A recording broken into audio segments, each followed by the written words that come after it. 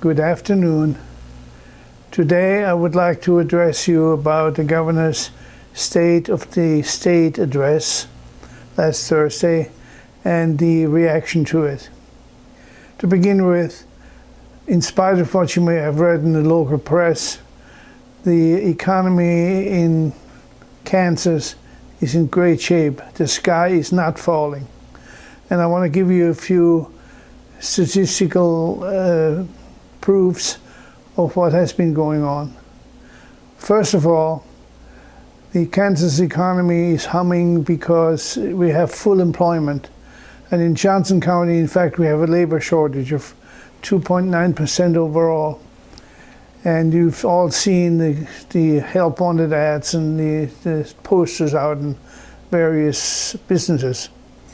We have created 53 straight months of 1,000 private sector jobs or better, 70,000 altogether. And that is attributable to the income tax and investment tax cuts that we've made. And I believe that the economy is going to be looking even stronger in the future. In 2014, we implemented the governor's bold tax revision, and we voted on replacing taxes on income and investment, which are pernicious, and replace them with taxes on consumption. And I believe that the reason our economy is doing so well is exactly because we've done that. In 2015, however, because there are disruptions whenever you change fiscal policies, we had a shortfall in revenue.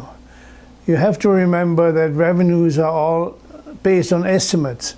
These are not facts that we can take out of the blue. We need to try to predict what we're going to take in order so we can spend it. And the estimates were off. So we had a shortfall. And in 2015, the legislature decided, over my objection, to raise the sales tax and to slow down the decrease in the income tax.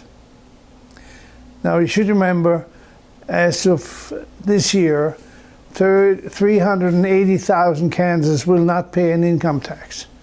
These are not the rich, these are the lower levels of income.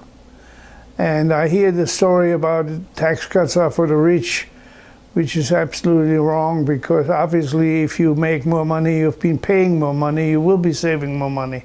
And we also put a lid on property taxes, so that if a community wants to raise property tax above the inflation level, which is minimal, they would have to go to the voters and ask for approval.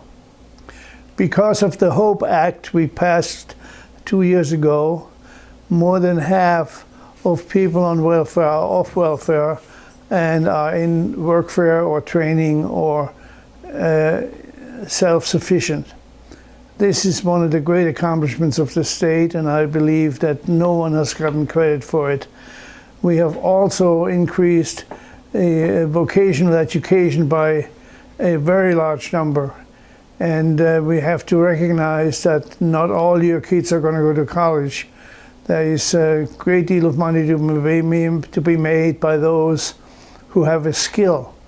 And vocational education is very, very important and has been supported by this administration greatly.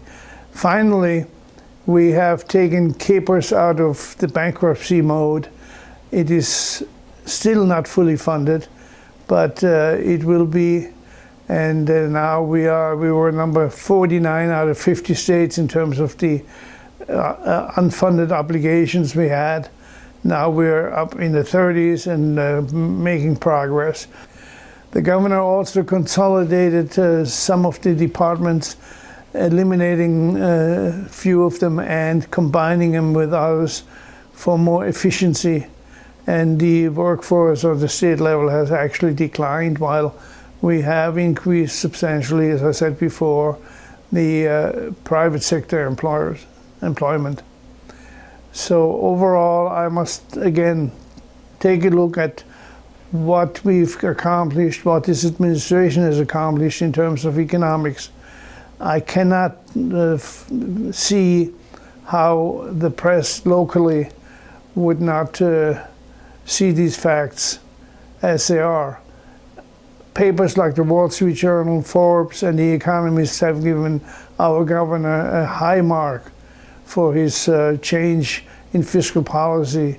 And in fact, the Wall Street Journal has voiced the notion that other states should follow and the federal government should follow.